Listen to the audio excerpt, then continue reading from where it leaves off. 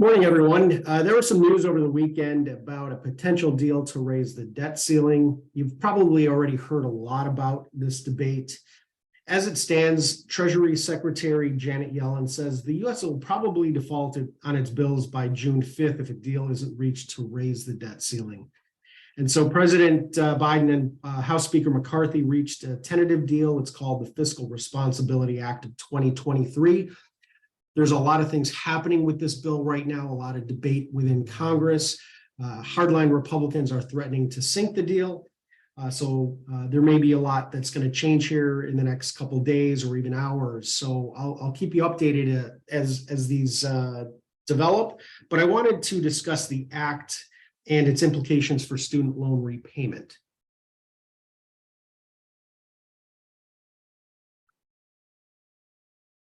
So the current debt ceiling debate may have a solution, and student loan repayment is part of it. So as I mentioned, President Biden and House Speaker McCarthy are rallying support from their respective parties to pass the Fiscal Responsibility Act of 2023. What we know about the student loan moratorium, according to the Department of Education, they will resume 60 days after the Supreme Court decision on the Biden forgiveness plan, or June 30th, whichever comes first. The Financial Responsibility Act does formally end this moratorium, however. So just keep in mind that no later than September 1st, student loan repayments are going to begin, but could they start earlier than that because of the Fiscal Responsibility Act? We don't know, but it is possible. So just be prepared for all of you that do have student loans and haven't been paying, that the deadline to start is coming up pretty soon.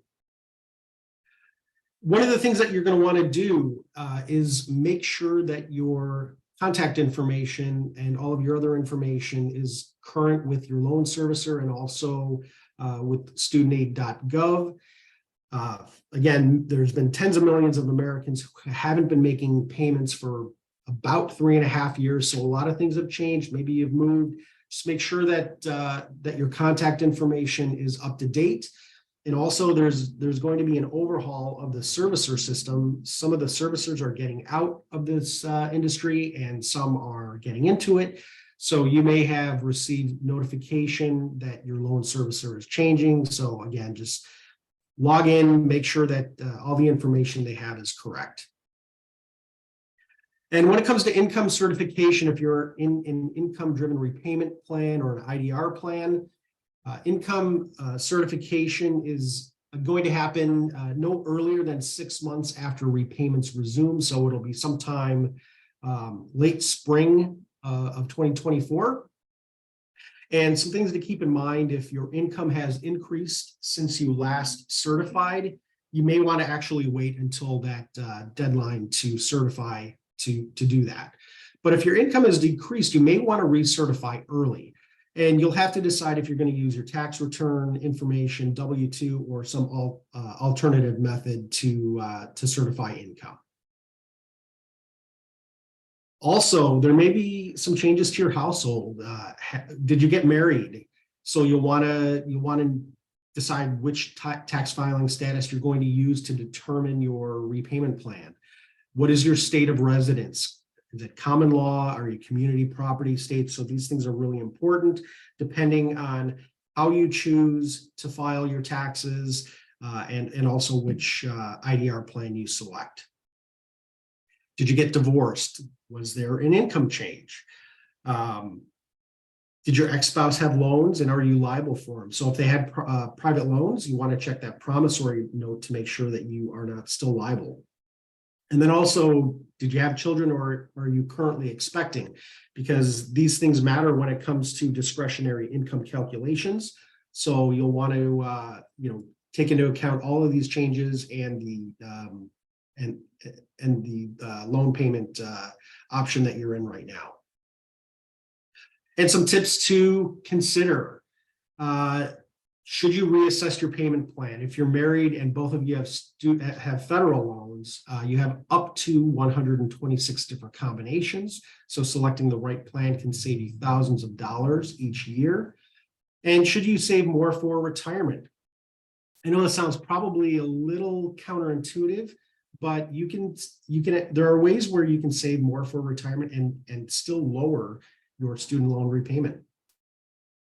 And then, does your employer have a student loan reimbursement plan? So a lot of you are probably familiar with tuition reimbursement assistance plans. As part of the CARES Act of 2020, student loan reimbursement was now eligible for that same plan. And so if your employer does have it and they want to make student loan reimbursement available, the only thing they need to do is they need to make an amendment to the plan and get that amendment out to the employees. And so check to see if your employer can help with student loan reimbursement.